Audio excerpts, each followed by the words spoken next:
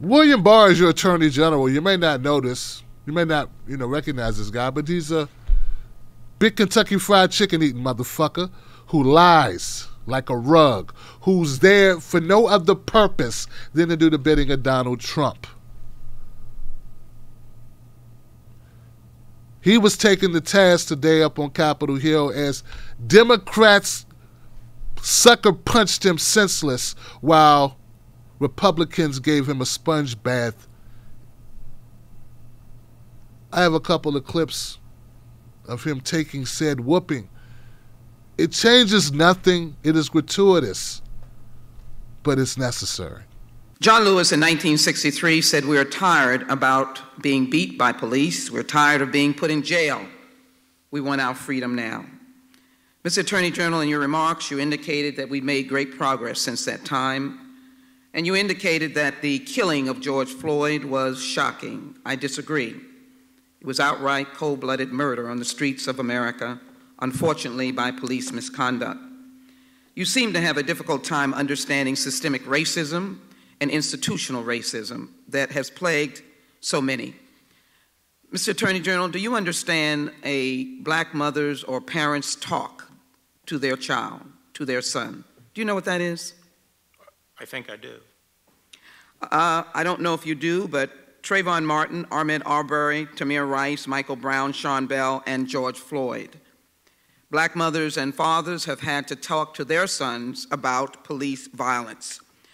I take no backseat to the history of this committee that has stood for good policing, not misconduct.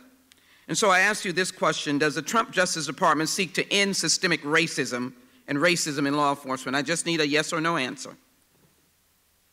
To the extent there is racism in any of our institutions in this country and the police, then obviously this administration will fully enforce this. So you agree that there may be systemic racism? To the extent, in where? Let me continue my line of questioning. I don't agree that there's systemic racism in the police department. Specifically, generally in this country. I'm reclaiming my time, Mr. General. Specifically, do you understand the violent impact of racial profiling, and do you support the end racial profiling, racial and religious profiling in the George Floyd bill, including the removal of the strict interpretation of qualified immunity, which would leave individuals like Breonna Taylor and George Floyd without any relief at all?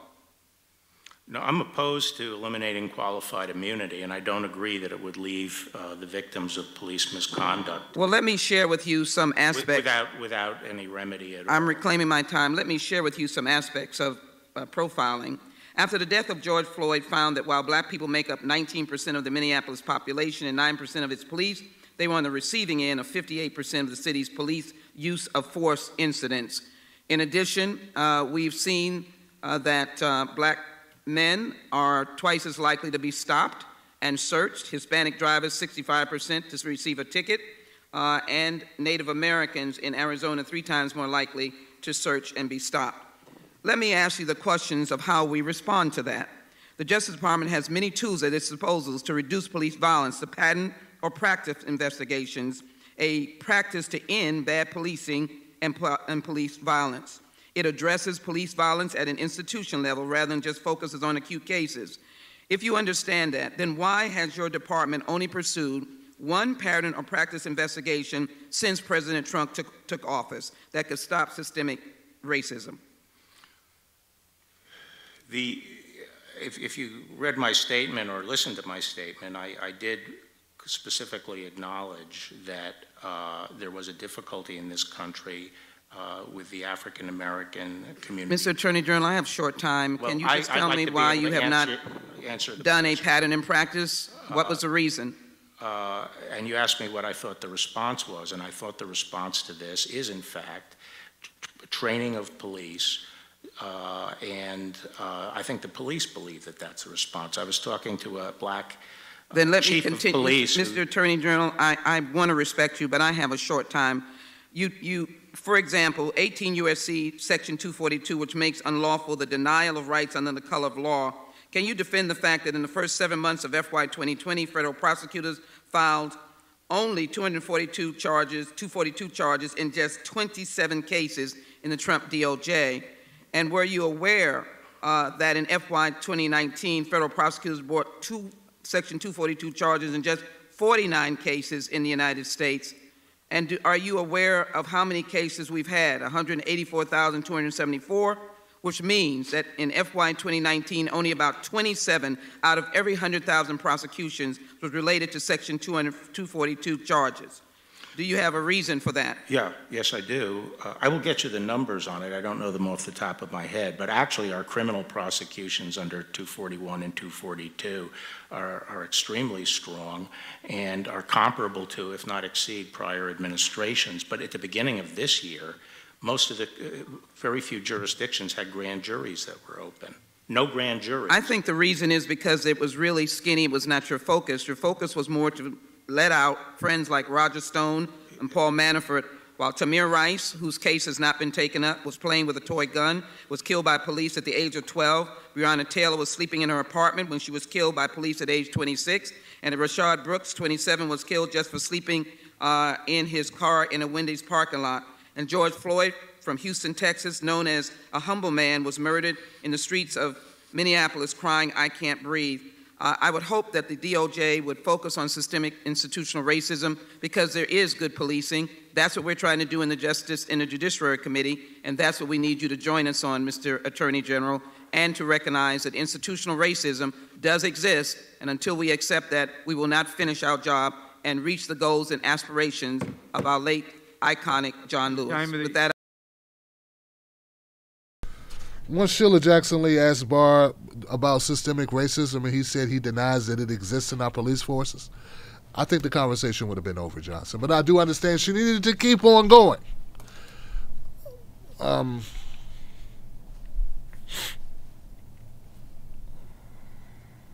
It seemed like the two agendas of the GOP had an agenda, and that was to push the notion that police are under attack due to the protesters. I got a document here about the protesters we talked about. Actually, I'll wait because we got another clip. Barr is right in one point. In one point, I want to make this clear. I agree with everything that was said, that Sheila Jackson Lee said, Miss Sheila Jackson Lee said, Representative, Congresswoman. Must give respect. But I agree with one thing that William Barr says, that they haven't done much worse or much less than was done in previous administrations. That's the part. It doesn't change how I feel. It doesn't change the need for Attorney General William Barr to do his damn job. But it's important to note that a lot of the issues that we're dealing with are not original issues created, fundamentally just new birth under Donald Trump, but they existed before that. Is that an excuse? No, it's not an excuse. It's just something that I want to highlight and something that our viewers need to understand. Now, I don't know. It's possible that Sheila Jackson Lee had the same type of rhetoric for Eric Holder. I doubt that. But it's possible. There was the same tonality, the same aggressive questioning under Eric Holder. And look, it's not about who's playing fair, because none of them play fair. This is politics. They don't play fair. I recognize that. But William Barr really has no leg to stand on in this argument. That's the only point I could make that he made, that I could say anything other than he's a garbage attorney general there to serve the needs and the whims of Donald Trump, which if he didn't do, he'd be out of there as Jeff Sessions. Well, I don't miss Mr. Beauregard, nor would I miss William Barr if he was gone, but as we can see, Trump has the knack, an uncanny knack, to replace bad with worse or similarly bad. She says, I would hope that the DOJ would focus on systemic institutional racism. That's what we need to join us on. That's what we need you to join us on, Mr. Attorney General, and to recognize that institutional racism does exist, and until we accept that, we will not finish our job and reach the goals and aspirations of our late iconic John Lewis. The guy doesn't even admit that it exists, even though he's seen all the data. He knows that given the same situations, black people are pulled over more often, arrested more often, beat more often, shot more often, even unarmed, even shot when unarmed more often, everything more often if you are black. This is just numbers. It's just numbers.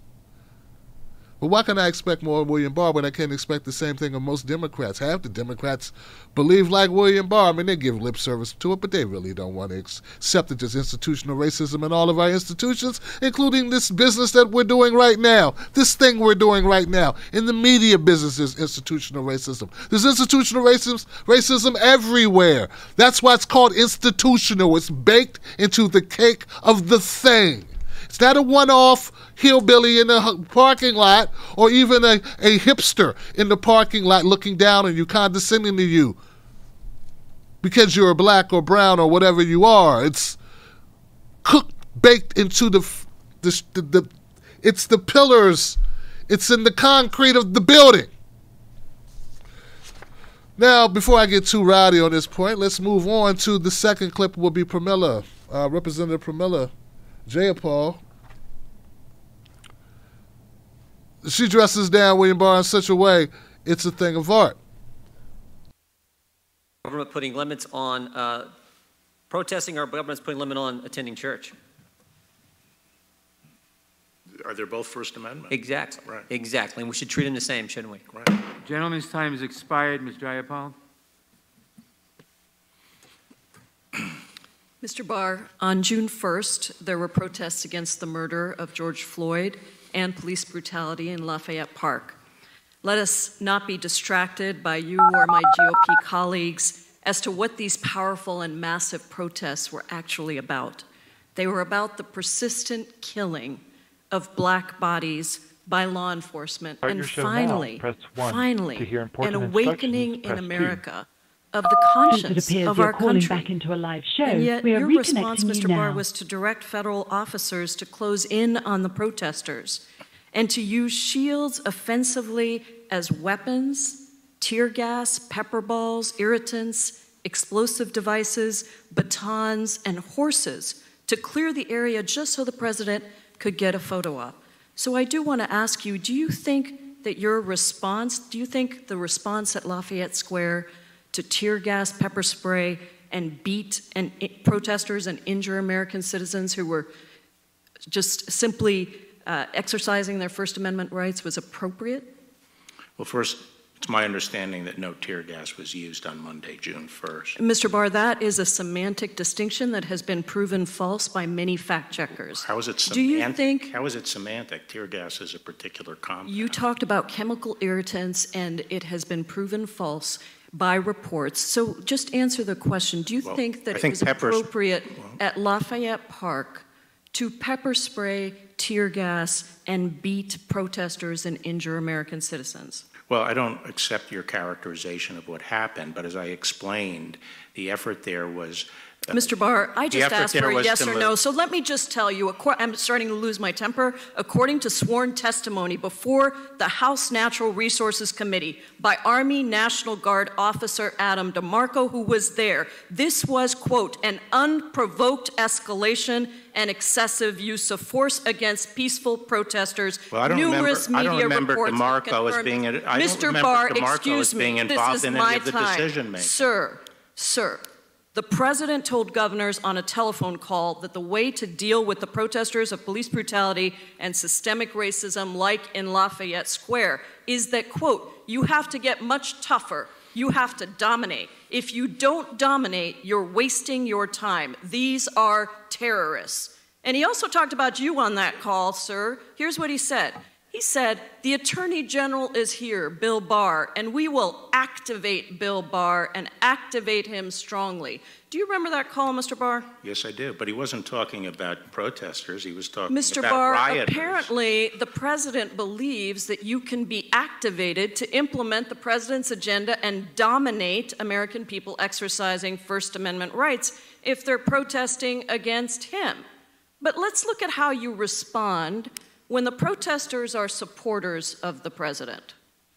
On two separate occasions, after President Trump tweeted, "Liberate Michigan," to subvert stay-home orders to protect the public health of people in Michigan, protesters swarmed the Michigan Capitol carrying guns, some with swastikas, Confederate flags, and one even with a dark-haired doll with a noose around its neck.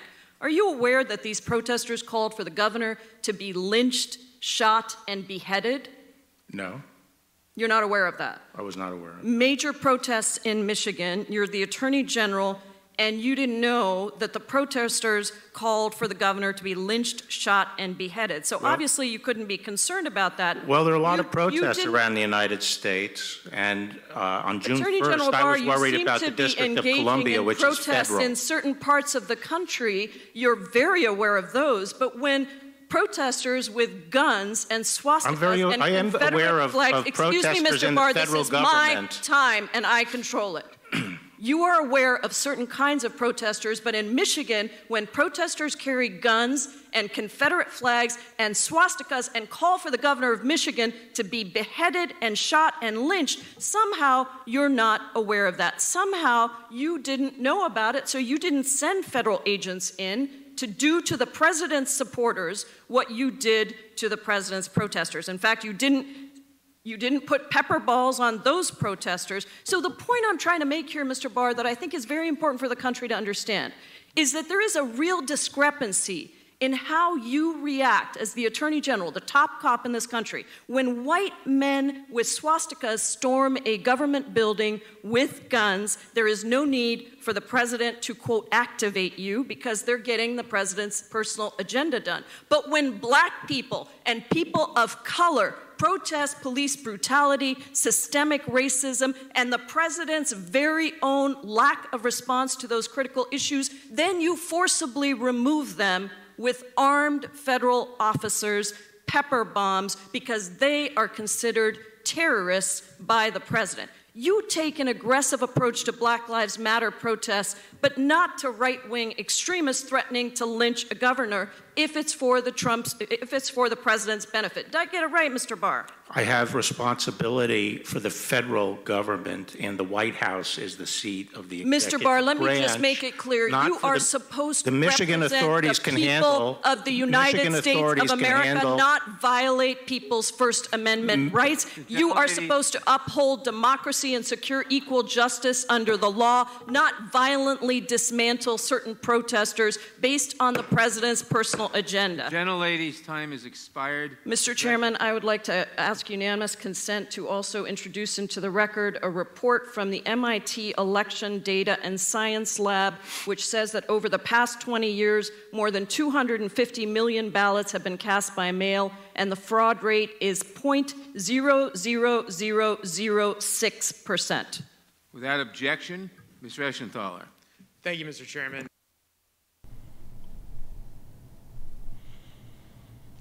That was pretty strong. A moment of silence for William Barr. That's long enough. Representative Jayapal put on a clinic dismantling William Barr. He didn't get much of an opportunity to talk, but what really could he say?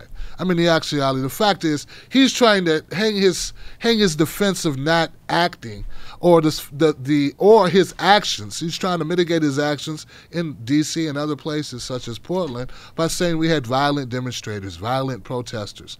Folks, do you recognize it? Let's clear something up right now, because I notice that there are some people in my comment section who don't understand it. They actually watch Fox News and they believe it. They watch Sputnik or something. I don't know what they're watching, but they believe that shit. Listen here, guys. Every group is going to have different people involved in it, but Portland has been a very diverse group of people, okay? Very diverse group of people. We had military veterans, not causing trouble. Not causing trouble. They're in that group of people that you call crazy lunatics trying to burn down structures. We have high school students. High school students, most of them weaklings. What are they really doing? What means do they have to do much? There are high school students there. There are off-duty lawyers have attended. We have press people also being assaulted. The press are there filming and getting hit with rubber bullets. I've seen it. I don't know what you watched, but it's true. We've had lines of mothers who call themselves the Wall of Moms.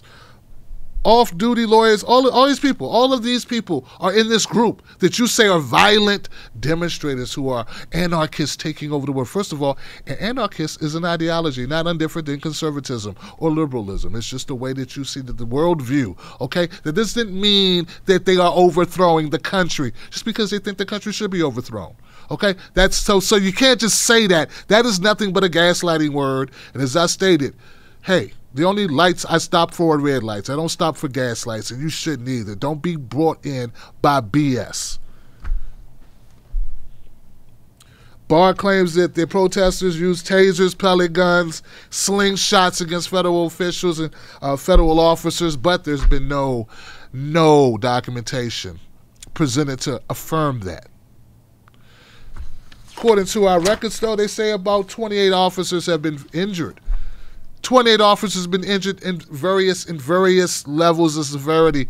The most severe was hit as he was trying to stop someone with a hammer trying to break into a building. Okay? Here's the thing. They have not counted the amount of protesters who were injured. Right? They haven't counted. Now, we've counted the number of protests, the number of federal agents injured in Portland. It'd be 28. That's the number, okay? That's the number. Do you really believe that there have been more agents, federal officers injured than people without gear?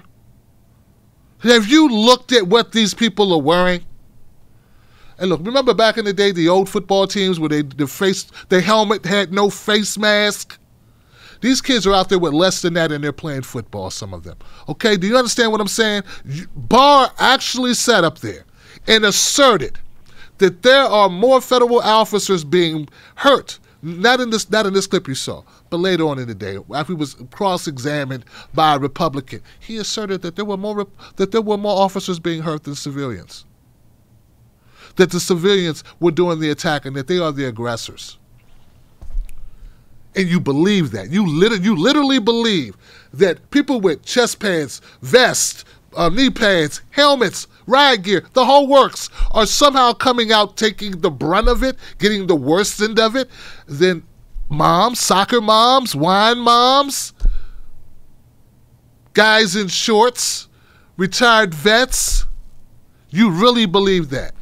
When these people have gun shooting pepper balls, projectiles. I mean, if that's what you believe, there's really nothing I can say or do. I mean, you are beyond stupid. I'm surprised you got up this morning and was able to climb out of bed. How do you manage the stairs? I wonder. So this is the problem that we have. I mean, it's one thing to be misled. I mean, you may watch Fox News, but at least step away far enough to think for a second on your own. William Barr is the stoolie for Donald Trump. And I'm not suggesting that other attorney generals weren't stoolies for their president. In fact, I'm pretty certain they were. Or they wouldn't be their attorney generals much longer. I get that. But don't buy into the nonsense knowing that it's not accurate, knowing that it's BS. That makes you a fool. And the last thing we need, if we're going to make any changes here, is to go that way. And on the final note, we're going to go to phone calls, guys. I got to say this. There have been some idiots out there clamoring that we're heading into a race war. No, dummy. We're not headed to a race war. What we're headed to is this extinction. Okay? That good enough for you? Is that sensational enough for you? Huh? Do you feel, I know you like drama and playing it up, makes you feel good. You're bought into whatever garbage theory that you've been seeing on Reddit or whatever the hell, 4chan or whatever garbage social board that you're into.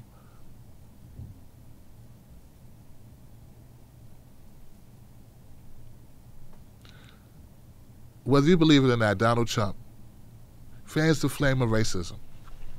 You not believing that gives me a problem with you, because that means that you're not being clear-eyed here. relentlessly attacks on black folks no matter what. It has been his modus operandi. Attacks on Mexicans, modus operandi. Attacks on the Chinese, modus operandi. That's what he's been using repeatedly. But I'm not here to give a pass to the Democratic Party and their use of it either. In fact, though I appreciate Pramila Jayapal giving the business, Representative Jayapal giving the business to WIlliam Barr, it's not a mist on me that, let's stop using the black card so hard. Let's talk about what we want done to change it. And if you're going to mention that Attorney General Barr stepped down, did not do what he needed to do in the case of Breonna Taylor and George Floyd, I'm with you. But please don't mention Tamir Rice, because that was under Obama, and I didn't see a whole lot being done under him. I got a series of names I could go down the list on. And I know that was before your time, Jayapal, but I'm just making a point that Democrats being performative on these issues is unhelpful. And we know when we're being used. We know when we're being used. So I don't have all the solutions, but I damn sure got a lot of the questions. And until we start answering some of those questions, until you start answering some of those questions, and when I don't mean her specifically, I mean until we put our heads together and answer the question and say, who really is the enemy? Until we can all say in one collective voice that it's a system and that's what needs to change, we're just going to be chasing our tails. But that does not mean that all of a sudden you forget that there's systemic racism, that there was bigotry and corruption, and that the people on the bottom get it the worst. And there are some people who are doing just fine.